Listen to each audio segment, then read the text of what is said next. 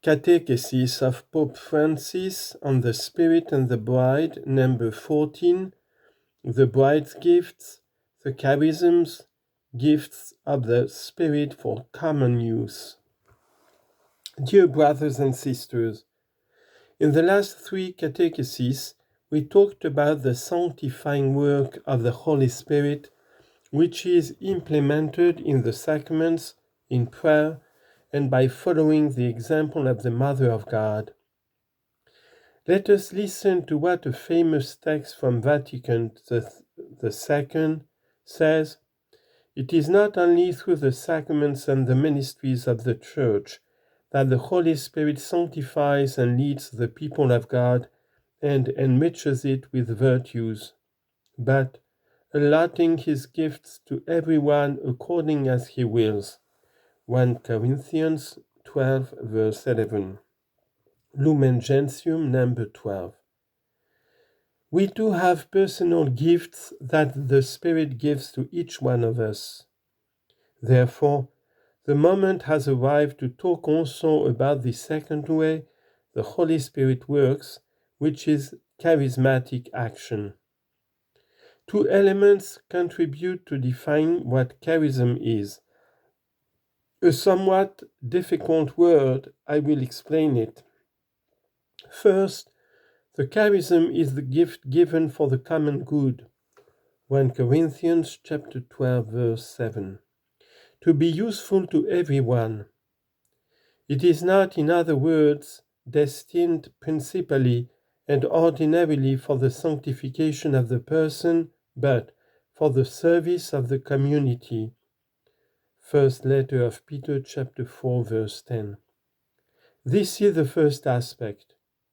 Secondly, the charism is the gift given to one or to some in particular, not to everyone in the same way, and this is what distinguishes it from sanctifying grace, from the theological virtues, and from the sacraments, which instead are the same and common to all. The charism is given to a specific person or community. It is a gift that God gives you. The Council explains these two. The Holy Spirit, it says, distributes special graces among the faithful of every rank. By these gifts, he makes them fit and ready to undertake the various tasks and offices which contribute toward the renewal and building up of the Church, according to the words of the Apostle. The manifestation of the Spirit is given to everyone for profit. 1 Corinthians chapter 12, verse 7. The charisms are the jewels or the ornaments that the Holy Spirit distributes to make the bride of Christ more beautiful.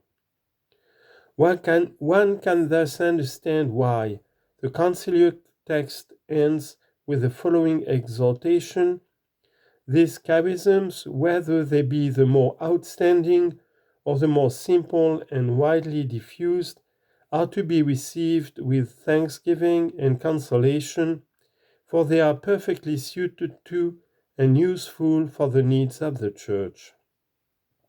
Lumen Gentium, number 12. Pope Benedict XVI affirmed, anyone who considers the history of the post-conciliar era can recognize the process of true renewal, which often took unexpected forms in living movements and made almost tangible the inexhaustible vitality of the Holy Church. And this is the charism given to a group through a person. We must rediscover the charisms, because this ensures that the promotion of the laity and of women in particular is understood not only as an institutional and sociological fact, but also in its biblical and spiritual dimension. Indeed, the laity are not the least, no. They, laity, are not a form of external collaborator or auxiliary troops of the clergy. No. They have their own charisms and gifts with which to contribute to the mission of the Church. Let us add another thing. When we talk about the charisms, we must immediately dispel a misunderstanding, that of identifying them with spectacular or extraordinary gifts and capacities. Instead, they are ordinary gifts. Each one of us has his or her own charism that assume extraordinary value if inspired by the Holy Spirit and embodied with love in situations of life. Such an interpretation of the charism is important, because many Christians, when they hear talk of charisms, experience sadness or disappointment as they are convinced that they do not possess any and feel they are excluded or second-class Christians. No, they are not second-class Christians. No, each person has his or her own personal and also community charism. St. Augustine responded to these in his time with a very eloquent comparison. If you love, he told his people, if you love, it is not nothing that you have. If you love unity, whoever has anything in that unity has it also for you.